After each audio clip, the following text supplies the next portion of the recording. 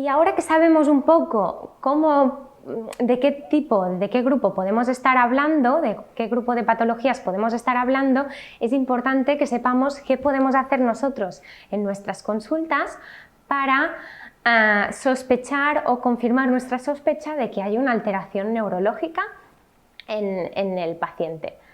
Lo primero sería una inspección muscular. Yo esta exploración no la realizo solo en mis pacientes que sospecho que hay patología neurológica. Intento hacerla de modo, igual no de modo tan exhaustivo, pero sí de un modo más breve en todos mis pacientes, para también tener mucha más información y tenerla como parte del protocolo de exploración. Entonces, de la inspección muscular nos tendríamos que fijar, es muy importante que nos fijemos en el trofismo. El trofismo nos da también mucha información, ¿no? El trofismo de la propia pierna, cuando exploramos a un paciente y vemos todas sus extremidades. ¿Qué podemos encontrar? Pues una pierna o un músculo atrófico, que sería cuando hay una disminución del tamaño del músculo, pero por una causa de la propia patología o fisiológica, ¿vale? Sería como una causa de base y cuando hay una patología de base hablamos de una atrofia. También podemos hablar de una hipotrofia. Una hipotrofia es cuando hay una disminución del tamaño del músculo, pero la fuerza muscular también está disminuida. ¿Vale? Es decir, que ha perdido un poquito de fuerza muscular este músculo, que también ha disminuido su tamaño. Cuando hablamos de hipertrofia es que hay un aumento importante de ese tamaño muscular, que está mucho más desarrollado. Y luego, por último, también estaría la pseudohipertrofia, que es como una falsa hipertrofia, que la veremos, por ejemplo, en la distrofia muscular de Duchenne. Y esta pseudohipertrofia, que en los pacientes con Duchenne se ve sobre todo a nivel gemelar, lo que nos está diciendo es que hay un aumento del tejido adiposo que se interpone entre los haces musculares que ya son atróficos, ¿vale? Y esto crea una falsa hipertrofia, ¿vale? Y esto es muy importante que lo sepamos valorar. Y cuando valoramos si hay una atrofia, hipotrofia o hipertrofia, es muy importante que siempre comparemos, ¿vale? Entre ambas piernas y vemos si hay una simetría o bien una asimetría que nos haga sospechar. También es muy importante una valoración de la fuerza, ¿no?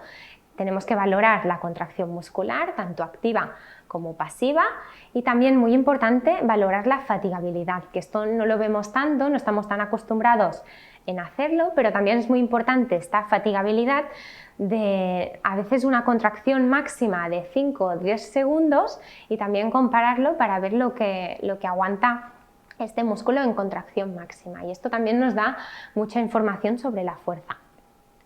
Otro punto que tenemos que valorar, que también es muy importante, es el tono muscular. Y cuando hablamos de tono muscular, hablamos o de hipotonía o de hipertonía, ¿no? Cuando hay una alteración en el tono muscular.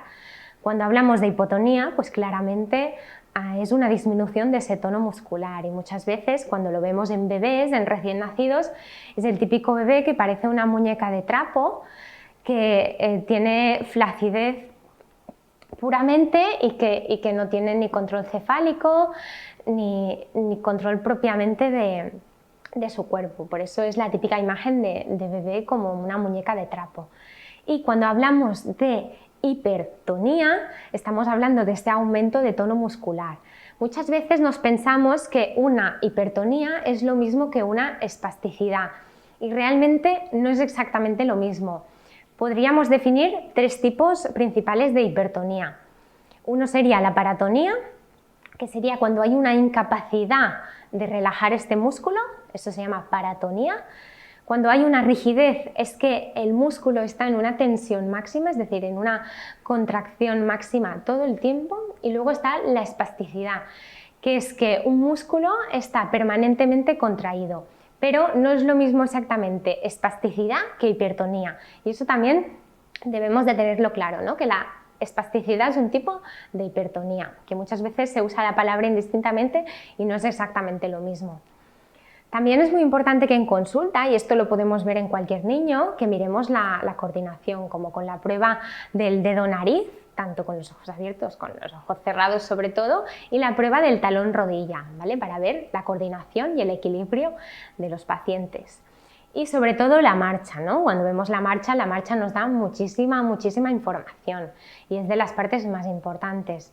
De hecho, yo me intento fijar también cuando voy a buscar al paciente, es muy importante porque en aquel momento ya sabéis que los pacientes nos están dando cuenta que los estamos observando, entonces, sobre todo los niños nos da mucha información, verlo caminar, y yo siempre en todos los pacientes los veo caminar bastante rato, los veo correr, los veo saltar con los dos pies, saltar con un pie y luego con el otro, que también es una prueba de equilibrio y es muy importante porque nos suele dar mucha información, y muy importante también verlos caminar de puntillas y de talones, siempre a todos los niños, ¿vale? Porque así también es una manera de descartar cualquier alteración neurológica que pueda haber.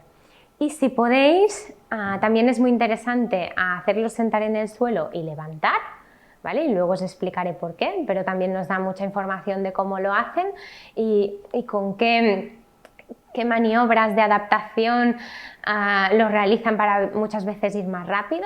Y también si podemos verlos subir y bajar escaleras, porque también nos da mucha información a muchas edades, ¿vale? Y si podéis, para una exploración completa de un niño, yo os lo recomiendo. Y otra parte de la exploración neurológica que es muy importante son los reflejos. Sí que es verdad que cuando son bebés recién nacidos valoro mucho más los tipos de reflejos primitivos también en cualquier bebé, pero aquí entonces nos extenderíamos muchísimo.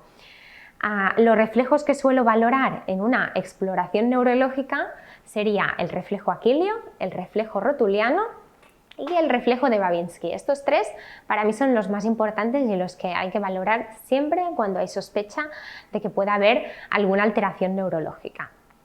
¿Qué respuestas podemos tener cuando hacemos un reflejo, ¿no? Cuando realizamos la percusión de un reflejo?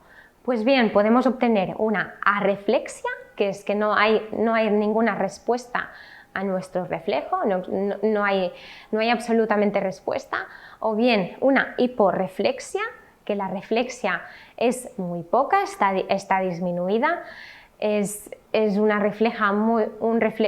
respuesta muy sutil, o bien una hiperreflexia, que esto sería una respuesta exagerada, ¿no? Cuando vemos una respuesta muy exagerada al reflejo que acabamos de hacer, esto se llama hiperreflexia y sí que puede ser sugestivo también de alguna patología neurológica. Y por último, otro tipo de reflejo que nos podemos encontrar que siempre es sugestivo de patología neurológica es cuando vemos una respuesta de clonus.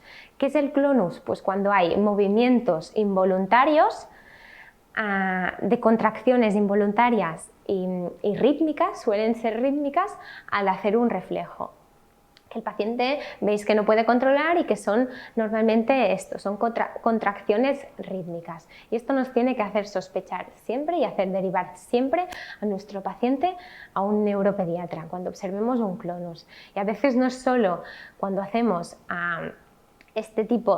cuando practicamos el reflejo que el pie responde así o el paciente, sino muchas veces cuando intentamos hacer un poquito de flexión dorsal veréis que hace estas contracciones involuntarias que suelen ser bastante exageradas, y seguro que si algún día lo podéis ver os acordaréis siempre porque es una respuesta muy característica, y lo que nos indica es una lesión de la primera neurona motora, de la primera motoneurona, y seguramente hay lesión o piramidal o corticoespinal, ¿vale? Entonces, por eso digo que siempre tenemos que mandar a estos pacientes a un especialista en neuropediatría.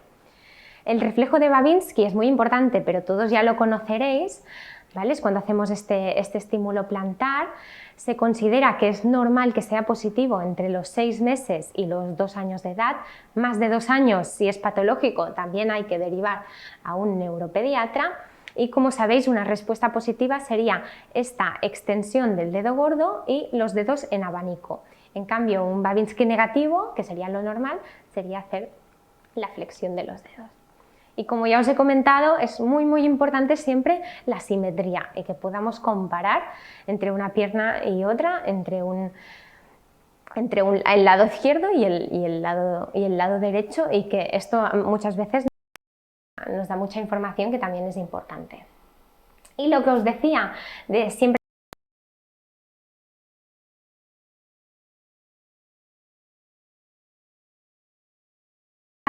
intentar hacer levantar el paciente del suelo, es para esto se llama signo de Gowers, es un signo de exploración clínico que lo que nos hace diagnosticar cuando es positivo es si hay patología en la cintura pélvica, ¿no? En toda la musculatura de la cintura pélvica. Cuando es positivo, veréis que el paciente, el niño, no se levanta del suelo de una manera regular como haríamos todos, sino que lo que hace es, primero, se agacha sobre las rodillas y luego utiliza a sus brazos y sus manos para hacer impulso y levantarse finalmente del suelo. Cuando vemos un Gowers positivo, o nos está sugiriendo patología neuromuscular de la cintura pélvica y muchas veces una distrofia muscular que podría ser muy característico de un Duchenne.